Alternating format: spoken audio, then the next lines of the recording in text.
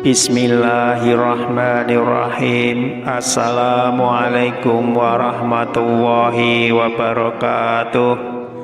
Syukur alhamdulillah kita masih bisa berjumpa kembali di channel Tebar Iman ini.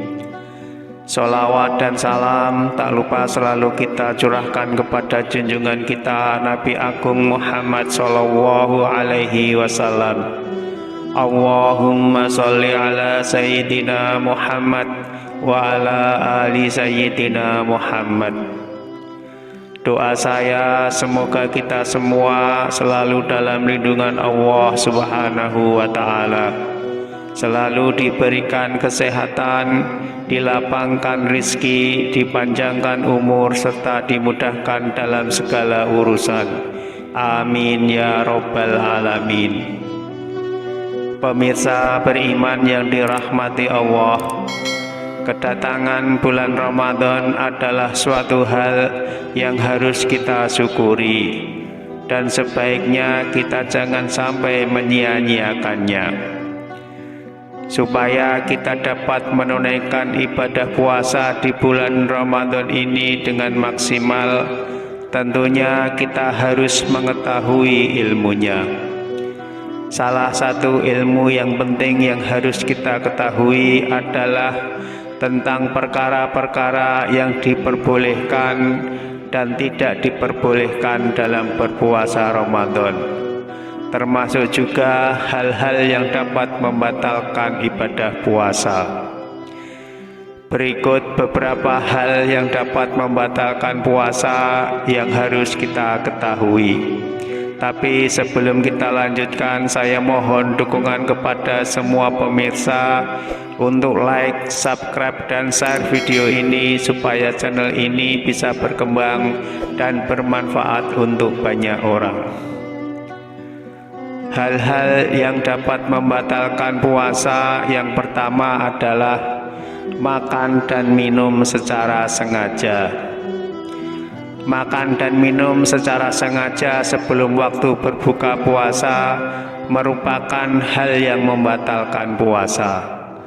Tetapi jika seseorang makan dan minum dengan tidak disengaja atau lupa, maka tidak membatalkan puasanya dan diperbolehkan melanjutkan puasanya. Hal ini berdasarkan hadis Nabi Shallallahu Alaihi Wasallam yang artinya, barang siapa makan karena lupa sementara ia sedang berpuasa, hendaklah ia menyempurnakan puasanya, karena sesungguhnya Allah telah memberinya makan dan minum. Hadis riwayat Bukhari dan Muslim.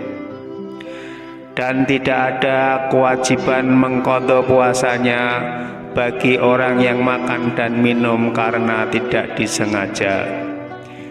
Barang siapa yang iftar pada bulan Ramadan karena lupa, maka tidak ada kewajiban qadha baginya, tidak juga kafarat. Hadis riwayat Hakim.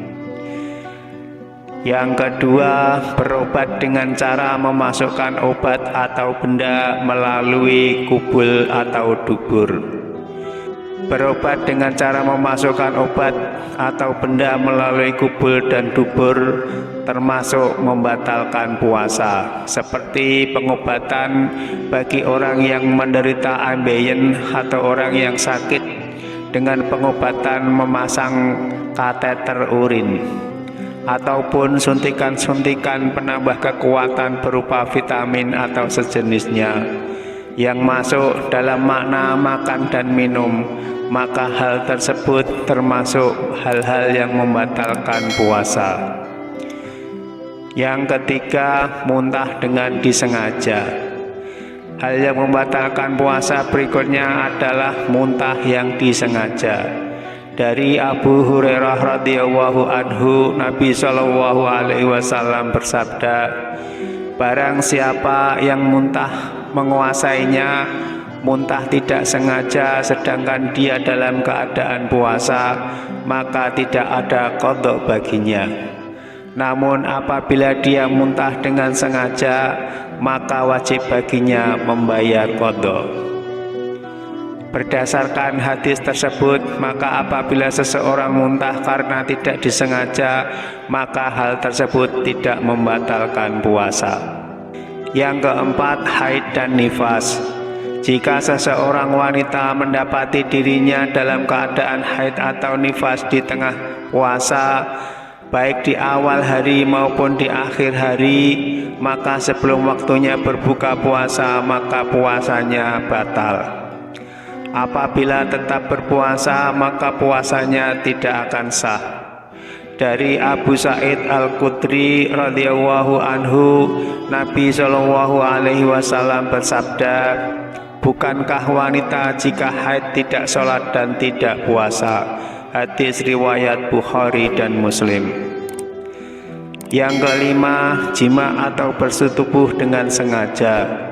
Bagi orang yang sedang berpuasa, apabila bersetubuh dengan sengaja, maka tidak hanya membatalkan puasanya, akan tetapi juga dikenai denda atau kafarat.